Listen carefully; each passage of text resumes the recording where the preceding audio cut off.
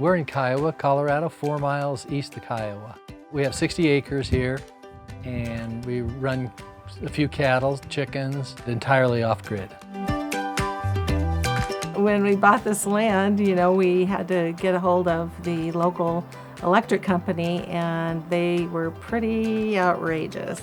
Power companies here wanted to charge us $44,000 to bring the power 3/4 of a mile, no exceptions, and then charge you a monthly fee. My name's Mike Allen. I'm a registered land surveyor in 3 different states. We were building this house and did not know exactly what we were going to do at that time for the electrical part. And we lived in a trailer while we built the house, and we took 7 solar panels, set it up near the trailer, and it gave us all the electricity we needed. So that determined a lot for us, saying that this is the way to go. The typical solar home combine all the solar panels together. They run them into the house as one big chunk of electricity. And I thought, well, I'm going to run my house with 3 solar panel systems.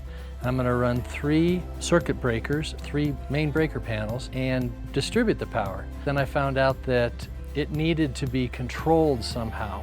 We developed a computer program and computer box that then would manage the power and send the power to wherever you need through the house. I can switch from one solar system to another. I can shut one off, let it charge by itself with no loads. I can change each solar system to each different sub-panel at will. It gives you freedom. It gives you the ability to control the power. If you run a traditional system and you try and run the washing machine, the dryer, the dishwasher, and maybe the AC at the same time, there's really not a big enough battery that can handle that without degrading the battery. The way I set it up is it's 3 separate systems instead of one system combined. I can now run the washing machine and the dryer. I can run every single thing at the same time because they're all on individual systems. I don't have to worry about anything. I don't have to worry about the breaker going out, doing the washing machine and the dryer, and I have not had any problem whatsoever. I can dry my hair and have the curling iron plugged in at the same time. It's fully charged by 11 o'clock, the whole entire house. So since you have all that extra power, use it on something. So that's why we went to an electric vehicle. We just wired up the 240 volts, and now we don't use fuel.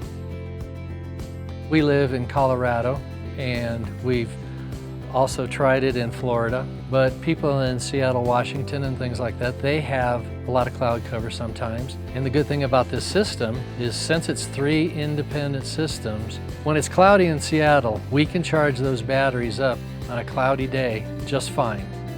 This was a brand new home, so after the system was made, I had to get an electrical inspection. The state inspector came down and didn't know what it was.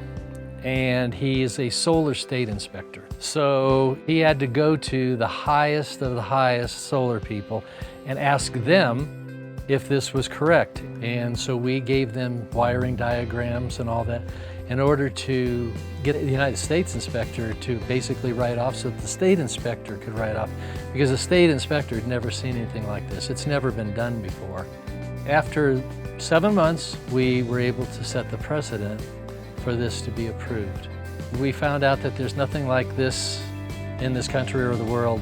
We did name the company SolarHMI, and the reason why is we use a screen, which is a human-machine interface. A lot of people that have solar homes off-grid, they'll have a bank of batteries. Let's say on a 48-volt system, you have 6-volt batteries. You need 8 batteries. Okay, that gives you 48 volts. Now the problem is now you have to charge all those in that one day, and that doesn't always happen. If it's a nice clear day, sure. They're running one power in, and they can't do what we do, which is charge them individually. I can run a 400 amp battery, and I can isolate it, take it off load, and it will charge in the clouds. If it's snowing, it'll still get a charge. Whereas if you had all your batteries hooked together, that means you're going to use them all at the same time. It just does not give you the opportunity to split your powers, distribute your powers. Our system also is Wi-Fi, and it can be controlled through the Wi-Fi on your phone. We have a house in Florida too. I have a camera mounted on the house so I can see my solar panels.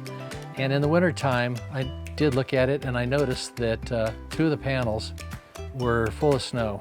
So I took the SolarHMI app and I readjusted the power so that we were able to run the entire house off of the system that was clear of snow and free of snow, and shut the other 2 off so that there'd be no damage to the batteries.